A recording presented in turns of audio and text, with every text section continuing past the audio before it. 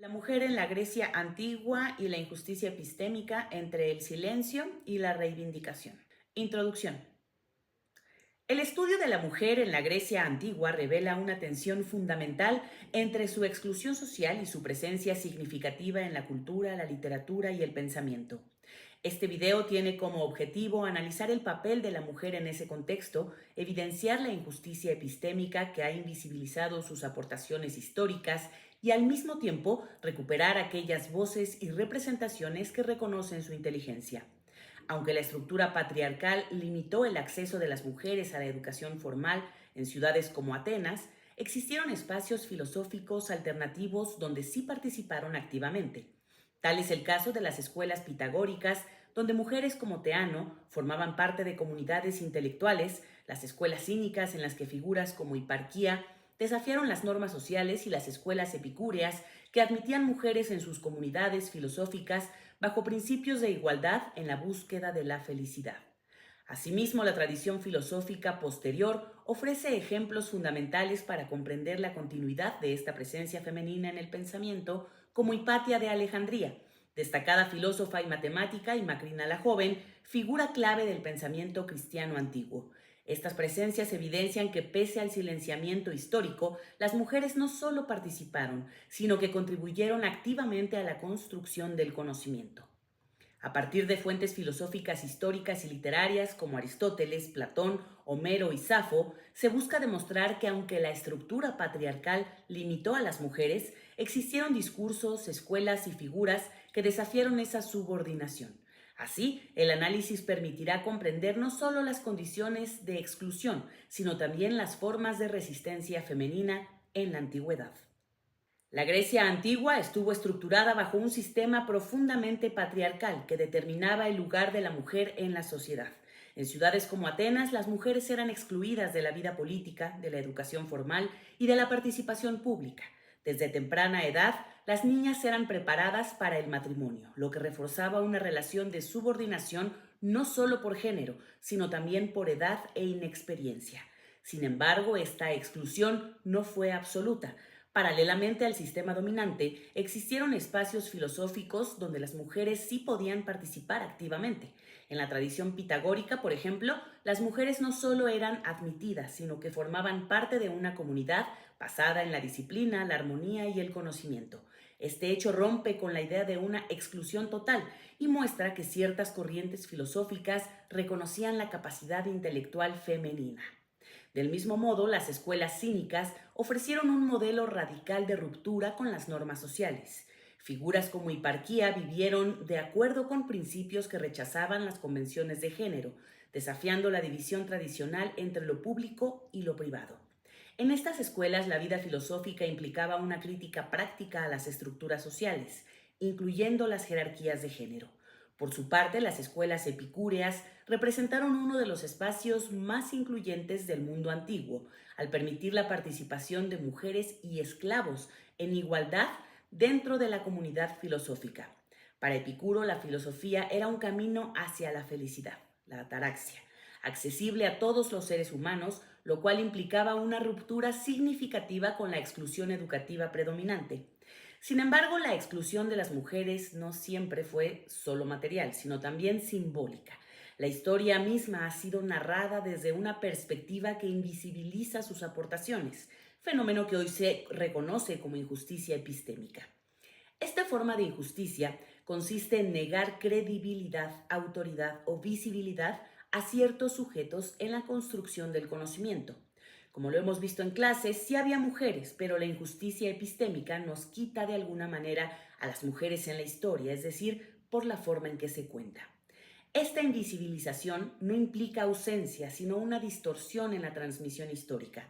Un ejemplo claro de esta problemática se encuentra en la obra de Gilles Menage, quien, a pesar de documentar la existencia de mujeres filosóficas, reproduce prejuicios misóginos.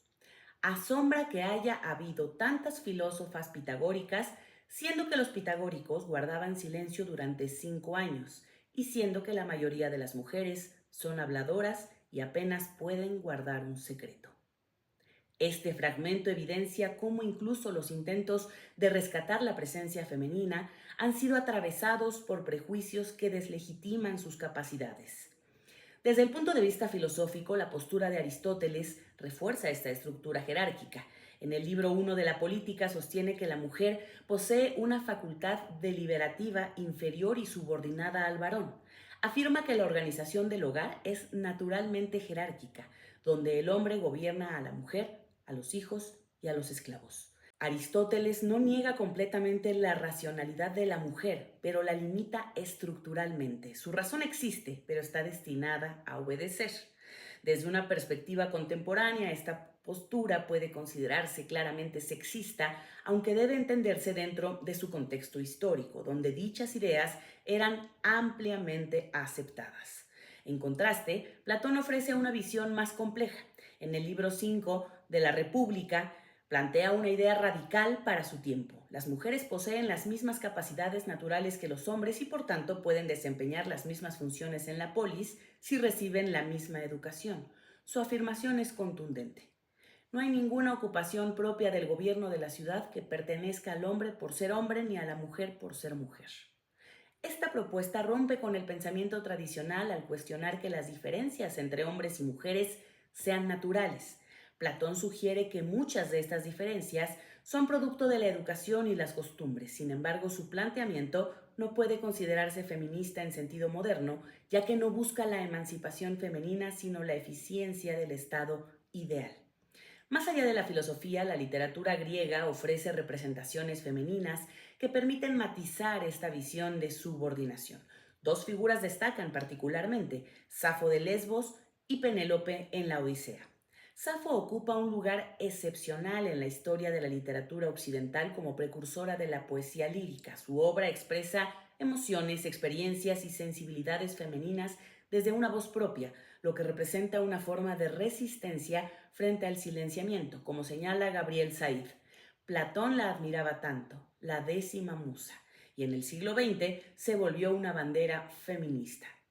La relevancia de Safo no solo radica en su talento poético, sino en su capacidad de transformar la interioridad femenina en una forma de conocimiento y expresión cultural. Su existencia misma desafía la idea de que las mujeres estaban completamente excluidas del ámbito intelectual. Por su parte, Penélope, personaje central de la Odisea, representa un modelo distinto de la feminidad. Aunque se encuentra dentro del orden patriarcal, su conducta revela inteligencia, prudencia y estrategia.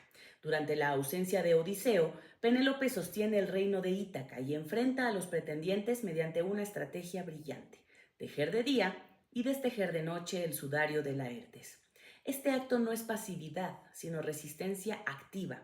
Es parecer no hacer mientras sí se hace. Penélope gobierna el tiempo, manipula las expectativas y preserva el orden político. Su fidelidad no es sumisión, sino una decisión racional. Incluso cuando Odiseo regresa, ella actúa con cautela, demostrando autocontrol y prudencia. Así, mientras Safo ejerce poder a través de la palabra, Penélope lo hace a través de la estrategia. Ambas figuras desafían la idea de una mujer subordinada y demuestran que la presencia femenina en la Grecia antigua fue más compleja de lo que tradicionalmente se ha reconocido. En este sentido, la injusticia epistémica no solo ha invisibilizado a las mujeres, sino que ha simplificado sus representaciones.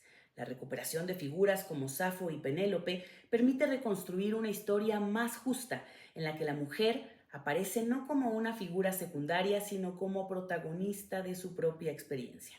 Un ejemplo posterior que evidencia tanto la presencia femenina como su vulnerabilidad frente al poder es Hipatia de Alejandría. Filósofa neoplatónica, matemática y maestra, Hipatia fue una de las figuras intelectuales más importantes de Alejandría. Su relevancia radica en que no solo enseñaba filosofía y ciencia en un espacio público dominado por hombres, sino que representaba la continuidad del pensamiento clásico en un contexto de tensiones religiosas. Su brutal asesinato no fue solo un acto político, sino también un símbolo del rechazo a la mujer como autoridad intelectual. Por otro lado, Macrina la joven, figura del pensamiento cristiano, ofrece una perspectiva distinta sobre el papel de la mujer. A diferencia de los modelos jerárquicos clásicos, Macrina no propone un sistema rígido binario donde el hombre domina y la mujer obedece. Más bien su pensamiento sugiere una visión espiritual donde la diferencia de género no implica inferioridad moral o intelectual. En este sentido, su propuesta puede interpretarse como una crítica temprana a la jerarquización rígida de los roles de género. Conclusiones. El análisis del papel de la mujer en la Grecia antigua permite concluir que su subordinación social fue una realidad estructural pero no absoluta. Aunque las instituciones políticas limitaron su participación, existieron espacios alternativos como las escuelas pitagóricas, cínicas y epicúreas, donde las mujeres pudieron formarse, pensar y participar activamente en la vida intelectual. La injusticia epistémica ha contribuido a borrar estas experiencias, reduciendo la historia a una narrativa masculina. Sin embargo, figuras como Hipatia de Alejandría evidencian que las mujeres no solo accedieron al conocimiento, sino que alcanzaron posiciones de autoridad intelectual. Por su parte, Macrina la Joven ofrece una alternativa al modelo jerárquico tradicional. Su pensamiento no reproduce un sistema binario rígido, sino que propone una visión más igualitaria desde el ámbito espiritual, lo que permite cuestionar la naturalización de la subordinación femenina. Platón representa un avance al reconocer la capacidad intelectual de las mujeres, mientras que Aristóteles consolida una visión jerárquica. Frente a estas posturas, las escuelas filosóficas y figuras como Safo, Penélope, Hipatia y Macrina muestran que la mujer no fue únicamente objeto de dominación, sino también sujeto de pensamiento, creación y resistencia. En última instancia, reconocer la presencia de las mujeres en la Grecia antigua, no solo en la literatura, sino también en la filosofía, permite reconstruir una historia más completa y justa. La historia, al ser reescrita desde una perspectiva crítica, permite visibilizar aquello que durante siglos fue silenciado.